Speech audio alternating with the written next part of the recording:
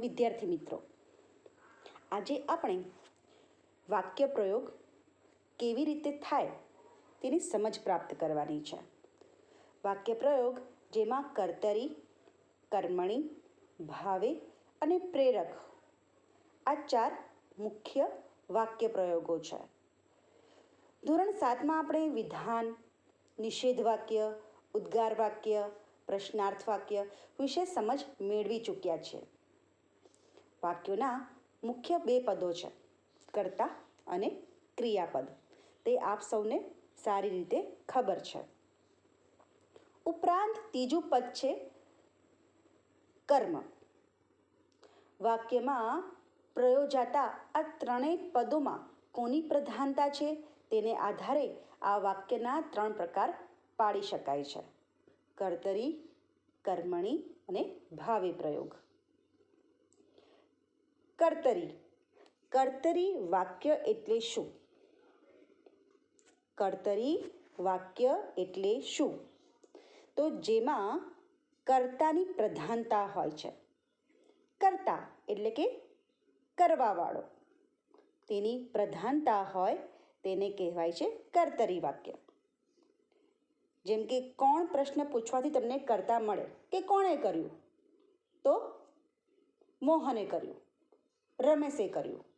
તો કોણ પ્રશ્ન પૂછવાથી આપણને કર્તા મળે છે. જેમ કે અહીંયા એક ઉદાહરણ છે કે આયુષ સાયકલ ચલાવે છે. આયુષ સાયકલ ચલાવે છે. તો અહીંયા આયુષ જે છે તે કોણ છે? તે કર્તા છે. તે કરી રહ્યો છે. અને ચલાવે છે એ ક્રિયાપદ લગાવેલું છે. એ ક્રિયા થઈ રહી છે. ક્રિયાપદને શું પ્રશ્ન પૂછવાથી શું મળે છે? તો જો ક્રિયાપદને શું પ્રશ્ન પૂછવાથી આપણને કર્મ મળે છે. કર્મ કેવી રીતે મળે છે? કે તે શું કાર્ય કરે છે. જેમ કે નીચે લખ્યું છે શું ચલાવે છે. શું ચલાવે છે એટલે એની ક્રિયા કઈ છે? તો ક્રિયા છે ચલાવવું. તો શું કરે છે? કયું કર્મ કરે છે? તો એનું કર્મ છે સાયકલ. ફરી સમજાવું છું કે શું ચલાવે છે. ચલાવવું એ એની ક્રિયા થઈ અને સાયકલ એ એનું કર્મ થયું. કર્તાનું હંમેશા ક્રિયા ઉપર નિયંત્રણ હોય છે. કરવાવાળાનું હંમેશા એના કાર્ય તરફ એક નિયંત્રણ રેખા બંધાઈ ગઈ હોય છે. એ એના ક્રિયા ઉપર હંમેશા એક નિયંત્રણ રાખતું હોય છે. જેવી રીતે હું તમને ફરી એક ઉદાહરણ આપું છું કે રાહુલ ચોપડી વાંચે છે, અથવા કહું કે રાહુલ પુસ્તક વાંચે છે. તો આ વાક્યમાં પુસ્તક વાંચવું કે ન વાંચવું, ક્યાં સુધી વાંચવું, કેટલું વાંચવું, તેના ઉપર રાહુલનું પૂરેપૂરું નિયંત્રણ છે. કારણ કે રાહુલ કોણ છે? રાહુલ કર્તા છે. રાહુલ કર્તા છે અને કહે છે કે એ જે પુસ્તક વાંચે છે એને વાંચવું છે કે નથી વાંચવું, એને કેટલું વાંચવું છે, એને નથી વાંચવું, એને જે બી ક્રિયા કરવી છે એના ઉપર એનું શું છે? એક નિયંત્રણ છે. આ એક સમજણપૂર્વકની ક્રિયા છે. એની સજાગતા હોય છે. જેમ કે ઉદાહરણ હું આપું તમને કે હું ખાઉં છું. હું ખાઉં છું. અહીંયા હું કોણ છે? એટલે કે હું એટલે કર્તા, કરવાવાળો. ચિરાગ પુસ્તક વાંચે છે. તો ચિરાગ કોણ છે? તો ચિરાગ પણ અહીંયા કર્તા છે, એટલે કે કર્તરી છે. તે કરી રહ્યો છે. તે પુસ્તક વાંચી રહ્યો છે. અમિત નાચે છે. અમિત અહીંયા કહે છે કે નાચે છે. એટલે અમિત કોણ છે? કર્તા છે. અને એને કઈ ક્રિયા કરી રહ્યો છે? તે નાચી રહ્યો છે. મેં પરીક્ષા આપી. અહીંયા મેં એ શું છે? તો મેં એ પણ કહે છે કર્તા છે, એટલે કે હું પોતે. અમે રડી રહ્યા હતા. અમે બધા. પણ અમે અહીંયા કોણ છીએ? તો અમે બધા કર્તા છીએ. તેવી રીતે આગળ આપણે જોઈએ. કર્તા કેન્દ્ર સ્થાને છે. કર્તા કેન્દ્ર સ્થાને છે અને ક્રિયા કર્તાના નિયંત્રણમાં હોય છે. ક્રિયા એ કરવાવાળાના નિયંત્રણમાં હોય છે. એટલે શું કહેવાય છે? આ વાક્ય કેવા બન્યા કહેવાય? આ વાક્ય બધા કર્તરી વાક્યો બન્યા કહેવાય. આગળ આપણે જોઈએ કર્મણી વાક્ય એટલે શું. આગળ આપણે જે જોયું એ હતું કર્તા ઉપરથી બનાવેલા વાક્યો. કર્તરી વાક્ય કેવી રીતે બને આપણે તે વસ્તુ જોયું. હવે આપણે જોઈ રહ્યા છીએ કે કર્મણી વાક્ય એટલે શું. તો જેમાં કર્તા એટલે કે કરવાવાળો એ ગૌણ હોય અને કર્મને પ્રધાનતા હોય, એટલે કે જે કાર્ય કર્યું હોય એને પ્રધાનતા પ્રાપ્ત થયેલી હોય. તે સકર્મક હોય છે, જેમાંથી વડે, દ્વારા, તરફ એના પ્રત્યયો હોય છે. જેમ કે એમાં જેમાંથી, વડે, દ્વારા, તરફથી જેવા પ્રત્યયોનો કે છે કે ઉમેરો થતો હોય છે. દાખલા તરીકે અહીંયા ઉદાહરણ આપ્યા છે કે મારાથી પુસ્તક વંચાય છે. મારાથી પુસ્તક વંચાય છે. જુઓ વિદ્યાર્થી મિત્રો, અહીંયા કર્મણીનો એક બીજું ઉદાહરણ હું તમને બતાવું. જુમાંથી શોખ ખાતર એક પાડો પડાયો. થી, અહીંયાથી એ પ્રત્યય છે. તેવી રીતે આગળ મહાનલ તરફથી એક ચિનગારી અપાઈ.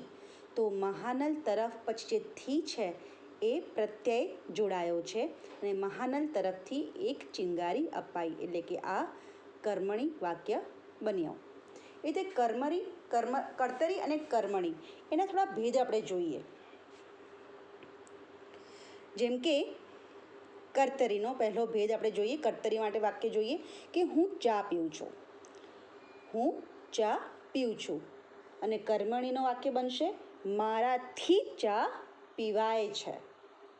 જો વિદ્યાર્થી મિત્રો તમે સમજ્યા ને, કર્તરીમાં વાક્ય આવી રીતે બને કે હું ચા પીઉં છું, જ્યારે કર્મણીમાં મારાથી ચા પીવાય છે. તેવી રીતે આગળ ફરી આપણે કર્તરી અને કર્મણીનો ભેદ જોઈએ. કર્તરીનું વાક્ય તેજસ સંતા કુકડી રમે છે. કર્મણી થશે તેજસથી સંતા કુકડી રમાય છે. કર્તરી એટલે કે કર્મ કરવાવાળો તેજસ, તે શું કરી રહ્યો છે? તે સંતા કુકડી રમી રહ્યો છે. અને કર્મણી એટલે કે કર્મ કરવું, એટલે કે તેજસથી સંતા કુકડી રમાય છે. એણે કર્મ કર્યું. કયું કર્મ કર્યું? સંતા કુકડી રમવાનું. તે રીતે આગળ કર્તરી વાક્ય મીના રસોઈ બનાવે છે. તો મીના એ કહે છે કે કોણ છે? મીના એ કર્તા છે. અને કર્મણી વાક્ય બનશે મીનાથી રસોઈ બનાવાય છે. તો મીનાનું કર્મ શું છે? રસોઈ બનાવવી. તો કે મીનાથી રસોઈ બનાવાય છે. તેવી રીતે આગળ કર્તરી વાક્ય મંત્રીશ્રીએ શાળાનું ઉદ્ઘાટન કર્યું. અહીંયા કર્તા કોણ છે? મંત્રીશ્રી. એમના દ્વારા શાળાનું ઉદ્ઘાટન થયું છે. પણ અહીંયા કર્મણીમાં શું આવશે? તો કે મંત્રીશ્રી દ્વારા, કારણ કે અહીંયા મંત્રીશ્રીએ આ કર્મ કર્યું છે. તો કે મંત્રીશ્રી દ્વારા શાળાનું ઉદ્ઘાટન કરાયું. વિદ્યાર્થી મિત્રો, હવે આગળ આપણે જોઈએ ભાવે પ્રયોગ. ભાવે પ્રયોગ જે છે એમાં ક્રિયાપદની એટલે કે ક્રિયાની પ્રધાનતા હોય છે. ક્રિયાની પ્રધાનતા હોય છે. હવે જુઓ, તમને ખબર છે કે અકર્મક અને સકર્મક વાક્ય એટલે શું? તો અકર્મક એટલે કે કર્મ વગરનું વાક્ય અને સકર્મક એટલે કે કર્મ સાથેનું વાક્ય. ભાવે પ્રયોગમાં આ બંને દ્વારા રૂપાંતર થઈ શકે. જો ભાવે પ્રયોગ બનાવવું હોય તો વાક્ય અકર્મક હોવું જોઈએ. અકર્મક એટલે કેવું? કર્મ વગરનું. ભાવે પ્રયોગમાં ક્રિયાપદની પ્રધાનતા હોય છે. વાક્યમાં ક્રિયાપદના આધારે પ્રત્યયો જોડાયેલા હોય છે. જેમ કે ઉદાહરણ જોઈએ આપણે કે જુમાંથી સવારમાં ફરવા નીકળાયું. તો અહીંયા ભાવ કયો છે? ફરવા નીકળાયું. કારણ કે ક્રિયા કઈ થઈ છે? ફરવા નીકળવાની. તેણે મોટેથી બૂમ પાડી. તો બૂમ પાડવી એ એની ક્રિયા છે. તો શું લખીશું? ભાવે પ્રયોગ કેવી રીતે બનશે કે તેનાથી મોટેથી બૂમ પડાઈ. ફરી એક નવું ઉદાહરણ, મનીષ ખડખડાટ હસ્યો. તો ભાવે પ્રયોગનું વાક્ય કેવી રીતે બનશે? તો મનીષથી ખડખડાટ હસાયું. મિત્રો ખ્યાલ આવે છે ને? આગળ છે પ્રેરક વાક્ય. પ્રેરક વાક્યમાં આપણે જોઈએ કે ક્રિયાપદ જ્યારે ક્રિયા કરવા માટે પ્રેરવાનો અર્થ હોય ત્યારે પ્રેરક વાક્ય પ્રયોગ બને. પ્રેરક વાક્ય રચનામાં ક્રિયાપદનું પ્રેરક રૂપ વપરાય છે. જેમ કે હું તમને એક એક્ઝામ્પલ આપું કે સાદું વાક્ય અને પ્રેરક વાક્યમાં, જેમ કે જુમો બૂમો પાડે છે. જુમો બૂમો પાડે છે. તો જુમો લોકો પાસે બૂમો પડાવે છે, પ્રેરી રહ્યો છે. અક્ષય લેસન કરે છે તો અક્ષય લેસન કરાવે છે, આ બી પ્રેરીને કામ કરાવી રહ્યો છે. હું અહીંયા ઉદાહરણ આપું, જેમ કે અરવિંદ કેળું ખાય છે. તો પ્રેરક વાક્ય શું બનશે? અરવિંદ કેળું ખવડાવે છે. બીજું બી એવું વાક્ય બની શકે કે ભરત અરવિંદને કેળું ખવડાવે છે. આગળ જોઈએ, નોકરે ફાનસ મૂકી. હવે મારે એનું પ્રેરક વાક્ય બનાવવું હોય તો હું કેવી રીતે બનાવું? તો કે નોકરે ફાનસ મુકાવી. એટલે કે પ્રેરિત કર્તાની પાછળ મેં અથવા પાસે મૂકવાથી પ્રેરક વાક્ય બનાવી શકાય. બીજું એક છેલ્લું એક એક્ઝામ્પલ તમને આપું છું, એક ઉદાહરણ આપું છું કે સિપાઈ ઢંઢેરો પીટાવે છે. તો કેવી રીતે બનશે એનો? તો કે રાજા સિપાઈ પાસે ઢંઢેરો પીટાવે છે. તો આવી રીતે પ્રેરક વાક્યો પણ બનાવી શકાય. મિત્રો તમને ખ્યાલ આવ્યો ને કે આ જે વાક્ય પ્રયોગો છે તે વાક્ય પ્રયોગની અંદર આ 4 અલગ અલગ વાક્ય પ્રયોગ છે: કર્તરી, કર્મણી, ભાવે અને પ્રેરક.